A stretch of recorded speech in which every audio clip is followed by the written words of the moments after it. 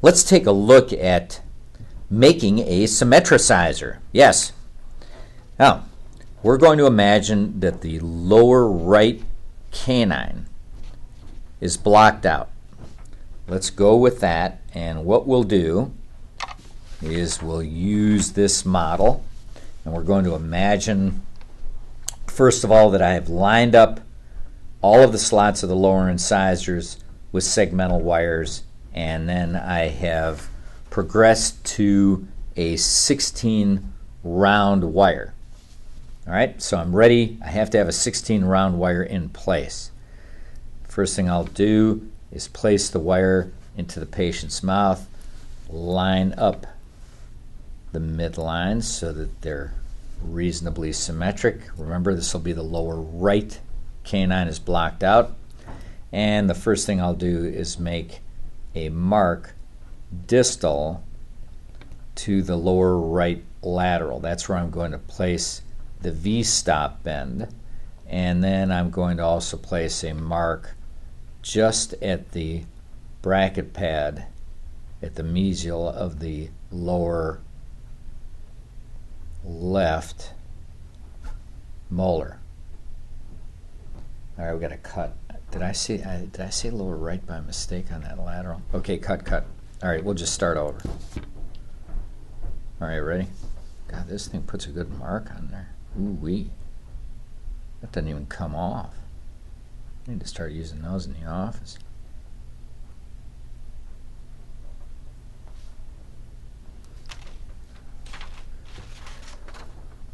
Let's see. 60.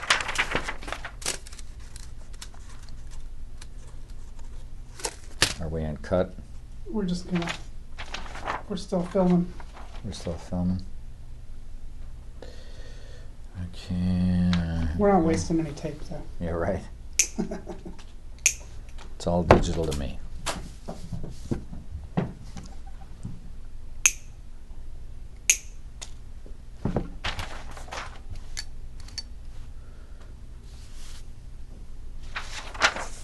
Let's see. I'll start. Let me have it. I need a different one of those. Here we go. One of these guys? Yeah. I got it. Okay. Let's see if, okay. Ready? Rotate that 15 degrees. A little bit more. Yeah, good. Righto. Let's take a look at actually making a symmetricizer from the start. So what we're going to imagine is that it's the lower right cuspid that's blocked out and everything is shifted over to the right as described in lecture.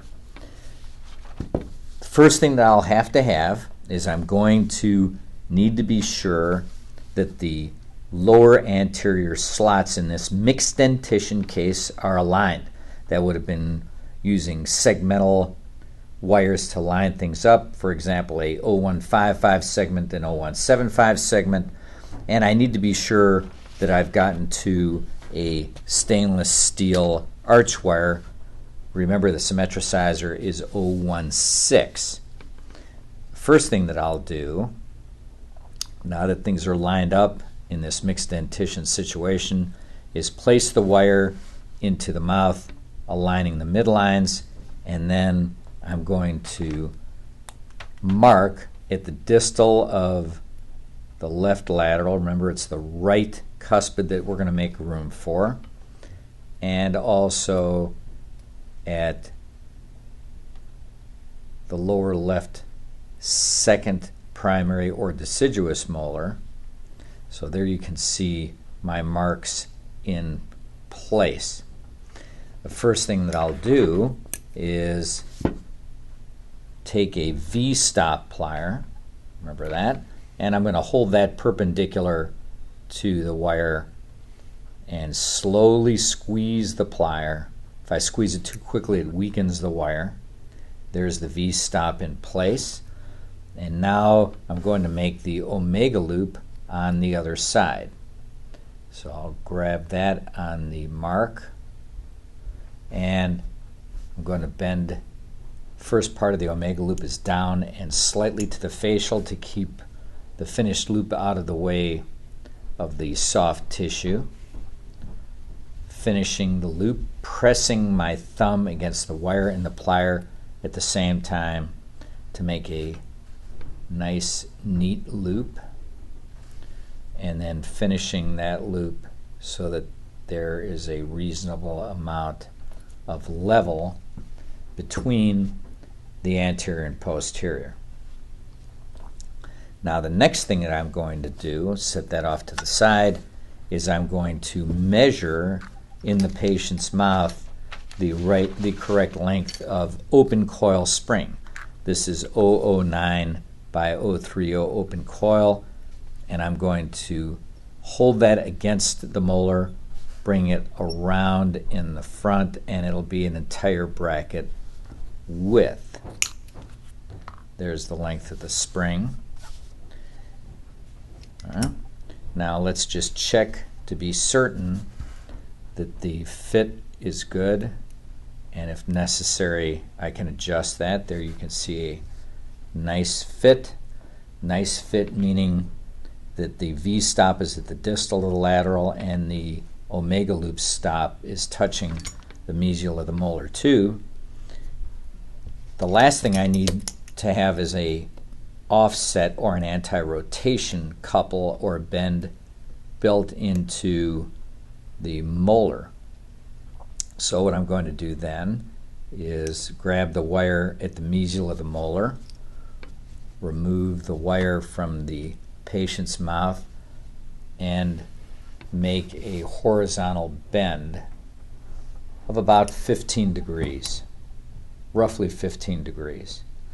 Now I can get rid of some of the excess wire here, some of the excess wire at the other side, place the open coil spring onto the wire, place this into the patient's mouth like so, and engage the other side.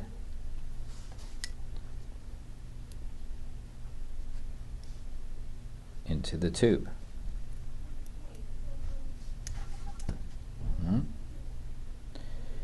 Now I'm ready to secure the wire in place. So there's, if you'll just take a look at the front of the mouth, there is the action in the wire. There is the action. Bows this out a little bit. Not enough to annoy a patient, I might add. Now I'm ready to secure the wire in place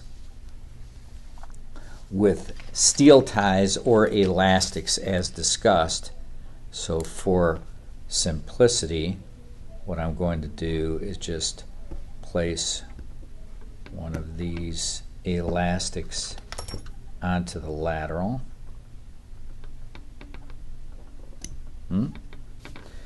And remember that I'm going to need to have some wire extending from the other side. This can be cut flush, but I'm going to need that wire extending in order to allow the wire to slide open the Symmetry-Sizer. So then intraorally I want to be sure when I bend this that I just roll my wrist over and don't stop any sliding action by kinking the wire. If the wire is bent or kinked right in this area, that's going to cause a problem. And I need to turn that over sufficiently enough so it doesn't snag, or as we say, fishhook the patient's cheek. Now, I've discussed the differences between perhaps using a steel tie in the front and using an elastic in the front. But in order to demonstrate this adequately, because I'd like to also show the way I activate these after about anywhere from 4 to 6 weeks would be good.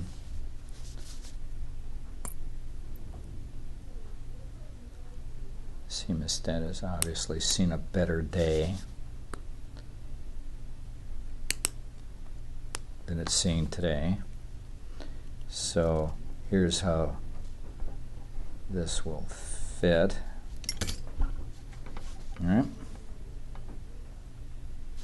And when the patient comes in, I expect to see at least 1 millimeter a month of space opening. Remember that the canine would be blocked, and here's all I do to activate this. Remove the elastic, grab a hold of the spring, and then with my gloves on I'm going to stretch this apart, and you'll see some of these in the patients in the seminar where it's actually activated by being stretched out and then pushed back together. Now, this might be a bit much wire sticking out at this point. That would be risky to hook a patient's cheek.